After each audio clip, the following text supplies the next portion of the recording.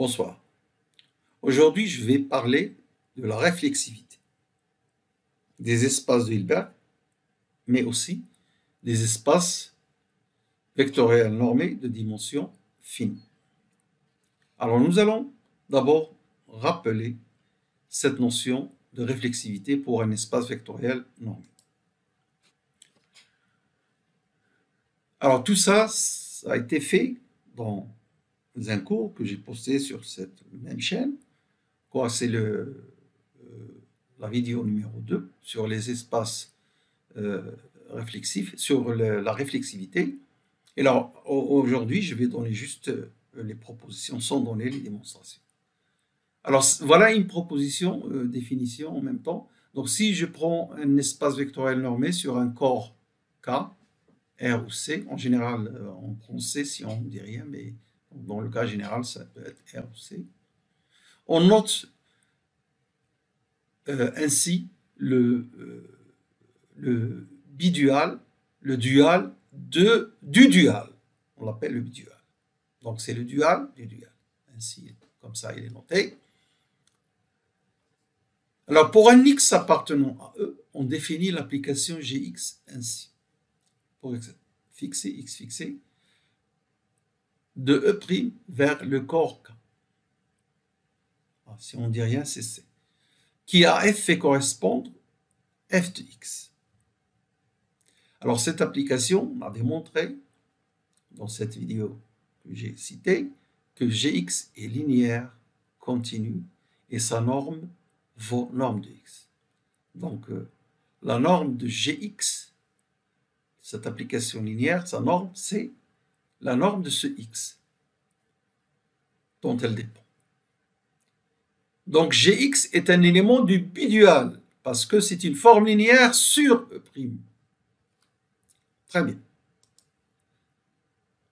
Alors maintenant, on pense, donc, puisque pour chaque X, on a défini un élément du bidual, on pense à définir l'application J, ce grand J, de E vers le dual, qui à X fait correspondre cette application J indice X. J indice X.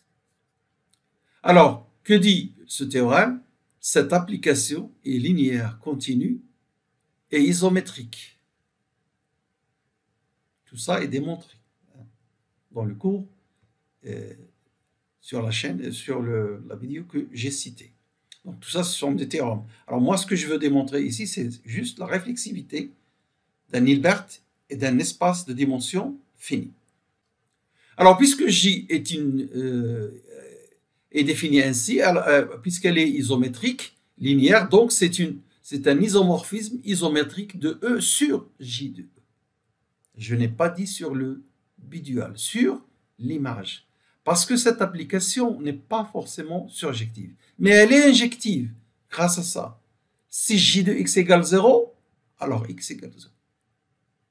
Donc, je répète, J est injective, mais pas forcément surjective. Elle peut être surjective pour certains espaces, et elle peut ne pas l'être pour d'autres. Et justement, ce que nous allons voir maintenant se rapporte à ce sujet. Soit un espace vectoriel normé. On dira que est réflexif si J est surjectif. J de E est égal au bidual. Donc, E est réflexif si et seulement si J, qui est un isomorphisme isométrique de E sur J de E. Si J est surjectif, ce sera une bijection. J'ai dit qu'elle est injective.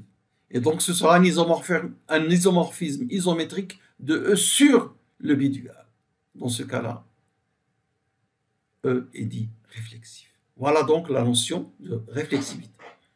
Alors donc, dans un espace réflexif, si vous prenez un élément du bidual, alors il y a un A dans E tel que G de F est égal à F de A, quel que soit F appartenant à E'. Ce qui est bien intéressant. Donc, comme je viens de dire, J n'est pas toujours surjectif. Alors, lorsqu'elle n'est pas surjective, l'espace n'est pas réflexif. Et alors, nous allons voir maintenant un exemple d'espace réflexif qui sont les espaces de dimension finie et les espaces de Hilbert, mais il y a d'autres espaces qui sont de dimension infinie, qui ne sont pas des Hilbert, qui peuvent être réflexifs. Alors, juste une remarque, si E est un espace vectoriel réflexif, alors E est un espace de Banach. Pourquoi? Parce qu'il est isomorphe au bidual. Et le bidual, c'est un dual. Nous avons vu aussi en analyse fonctionnelle que le dual, je parle des duals topologiques. Le dual topologique est toujours un Banach. Parce que c'est L de E vers K, le dual de E. Et vous savez que L de E vers F, si vous avez E et F deux espaces vectoriels normés, si F est un Banach, alors L de F est un Banach. C'est pour ça un dual topologique d'un espace vectoriel normé est toujours un Banach. Donc, première propriété, même si on ne va pas l'utiliser ici, dans cette présentation, si E est réflexif, il est un Banach. Alors maintenant, je rappelle deux théorèmes d'algèbre linéaire. Le premier nous dit que si F est une application linéaire entre deux espaces de dimension finie, E et F, sur le même corps K, si E et F ont la même dimension, alors il est équivalent de dire que F est injective, F surjective, F bijective. Deuxième résultat, si E est un espace de dimension finie sur un corps K, alors E a la même dimension que son dual. E, que j'ai noté ici, E étoile, c'est-à-dire l'ensemble des formes linéaires de E vers le corps K. Alors, nous avons eu l'habitude de noter le dual par E', mais il s'agissait de dual topologique. Mais ici, en des dimensions finies, le dual topologique et le dual algébrique, c'est la même chose. Donc, vous le notez, je le note E' ou E star, c'est la même chose. Et pourquoi? Parce que lorsque une forme linéaire sur un espace de dimension finie part d'un espace de dimension finie, toutes les applications linéaires qui partent d'un espace de dimension finie sont continues. Donc, le dual topologique ou algébrique, c'est la même chose. Qu'est-ce qui nous renseigne ce théorème? C'est que si E est de dimension finie, son dual a la même dimension. Dual de E égale, dimension de dual de E est égale dimension de E. Alors maintenant, j'affirme, je donne ce théorème, tout espace vectoriel de dimension finie est réflexif. Bien, qu'est-ce qui nous manque pour avoir la réflexivité?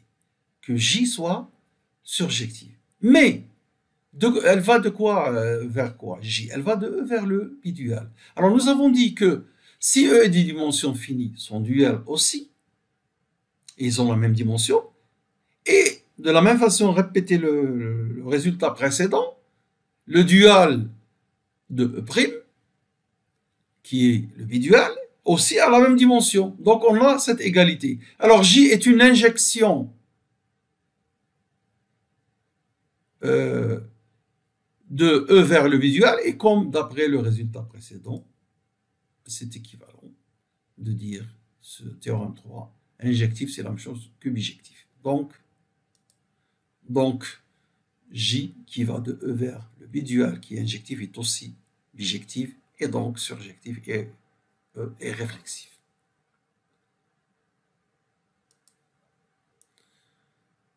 Alors, des rappels sur les espaces de Hilbert. Alors ça, ce sont des choses que j'ai fait sur une vidéo sur les espaces de Hilbert. J'ai fait 3 vidéos. La première et la deuxième, ou juste la première contient ce que j'affirme ici et qui sont démontrés. Alors, proposition, soit un espace de pré-hilbertien, alors cette application de pré-hilbertien, ça veut dire qu'il est muni d'un produit scalaire, pas forcément un Hilbert. Alors vous voyez que les hypothèses sont bien définies. Lorsqu'on n'a pas besoin de la notion d'Hilbert, on le dit comme ici, c'est juste un pré-hilbertien. Alors cette application est linéaire continue et sa norme, c'est la norme de A. Alors maintenant, le théorème de représentation de Riesz, que nous avons vu aussi. Alors là, l'hypothèse de Hilbert est très importante. Sans ça, on ne peut pas affirmer ce que je vais affirmer ici. Que dit ce théorème? Il dit, alors nous avons vu que toute application de ce genre est une forme linéaire continue. Que dit Riesz? Qu'il n'y a pas d'autre forme linéaire que celle-ci, si H est un Hilbert. Pour tout F appartenant, il n'y a pas de forme linéaire continue, je précise bien. Pour tout F appartenant à H', c'est pourquoi j'aime bien monter le dual topologique par un prime et non pas une étoile pour distinguer. Alors pour tout F appartenant à H', il existe A tel que F s'écrit sous cette forme. Donc les LA, N10A sont les seules formes linéaires continues qui existent sur un Hilbert. Quel que soit F appartenant au dual d'un Hilbert, il existe un A appartenant à grand H et non pas à petit h, donc je vais corriger ça tout de suite, je m'excuse. Donc, théorème de Riesz, vu d'une autre forme, ça veut dire que tout F appartenant au dual de H, il existe un A dans l'espace H, qui est de Hilbert, comme je viens de dire, tel que F est de cette forme. F égale LA, ça veut dire F de X égale produit scalaire de X avec A. Autre propriété que nous avons vue sur ce chapitre des espaces de Hilbert, et c'est une vidéo que j'ai donnée il y a plusieurs semaines. Je vais donner les liens pour tout ce que j'ai annoncé aujourd'hui comme rappel de cours. Soit H un espace de Hilbert. Alors l'application, nous avons vu que pour tout A, LA est une forme linéaire continue, et pour toute forme linéaire F, elle peut s'exprimer sous la forme LA. Donc autrement dit, ce L, cette application, est une bijection. Alors que dit ce corollaire du théorème de Riesz? Que cette bijection est continue antilinéaire. Attention, ce n'est pas linéaire, c'est antilinéaire. Et conserve la norme. Qu'est-ce que ça veut dire conserve la norme? Ça veut dire que la norme de LA égale norme de A. Ça, je l'ai dit tout à l'heure dans cette proposition que j'ai. Alors, où est-ce qu'on l'a vu? Ici. Voilà. Proposition, nous avons dit que la norme de LA, c'est la même. Alors, antilinéaire lorsque H est un espace de Hilbert sur C. Qu'est-ce que ça veut dire? Ça veut dire que, alors ça veut dire, je vais écrire ça, tout ça est vraiment dans le cours que j'ai, donc ça veut dire que L de lambda A, si A est un complexe, ce n'est pas lambda L de A, c'est lambda bar, c'est pas bien écrit, lambda bar LA. Qu'est-ce que ça veut dire lambda bar? Ça veut dire le conjugué de lambda. C'est ça. Mais pour ce qui est de A plus A', il n'y a pas de problème. L de A. Voilà, je vais l'écrire comme ça. L A indice plus A', A plus A'. Là, il n'y a aucun problème pour l'addition. C'est LA. Ça, je l'ai démontré. Vous pouvez revenir sur la vidéo correspondante. Je vais donner le lien. Là. Alors, vous voyez, ces deux relations, ce n'est pas la linéarité à cause de ce conjugué. Si H est un espace de Hilbert sur C, il y a le lambda bar. Et donc, elle est antilinéaire. Voilà. Bon, alors, ça va nous être utile, hein, ici. Voilà. Alors, maintenant, le théorème, c'est la dernière page de cette présentation, tout espace de Hilbert est réflexif. Voilà, c'est une démonstration assez intéressante. Alors, tout ce que je veux montrer, c'est que cette application est surjective. Cette application. Nous avons défini plus haut, nous avons vu plus haut. Elle est injective, on le sait, on va montrer qu'elle est injective. Donc, je prends un élément du bidual de H. Alors, pour tout A la forme, soit elle a la forme linéaire, bon, LA de X, on a déjà défini comme ça, bon. Je pose phi de A égale G de LA, puisque G est une application appartenant au B-dual, donc c'est une forme linéaire sur H'. Et LA est un élément de H'.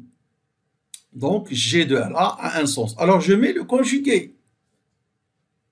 Et je dis que phi est une forme linéaire continue sur H.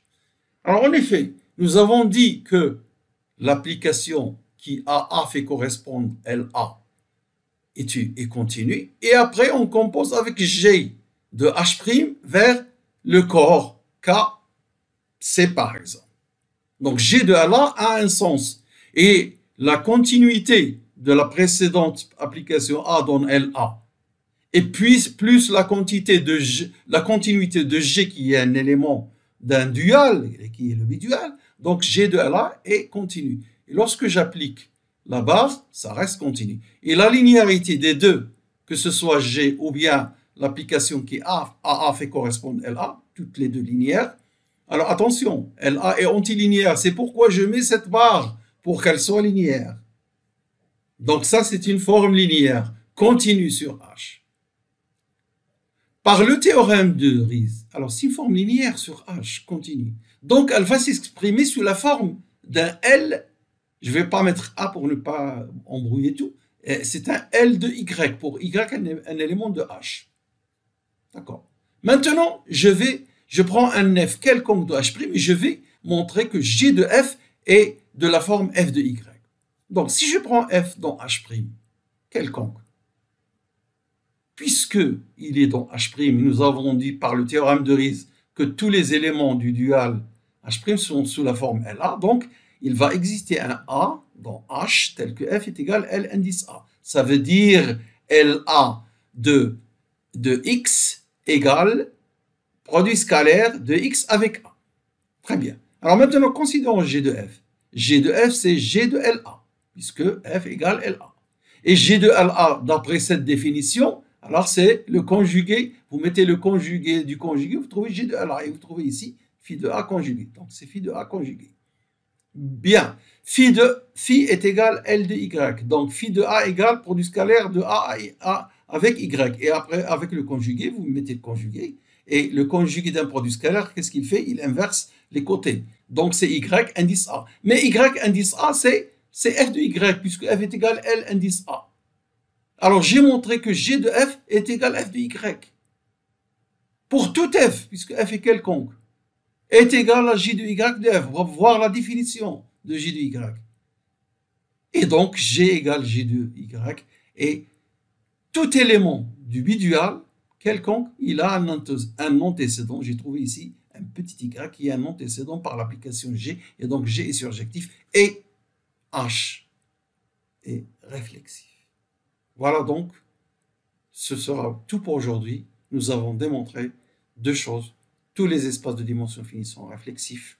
Tous les espaces de Hilbert, attention, les espaces de Hilbert, et non pas un espace pré-hilbertien. Parce que ce que nous avons utilisé ici, en premier lieu, c'est le théorème de Riesz. Et le théorème de Riesz n'est pas valable si vous prenez juste H, un hilbertien, c'est-à-dire la complétude, la complétion, comme on peut l'appeler, le fait que le H est complet joue un rôle très important pour cette démonstration, puisqu'on utilise le théorème de Riesz.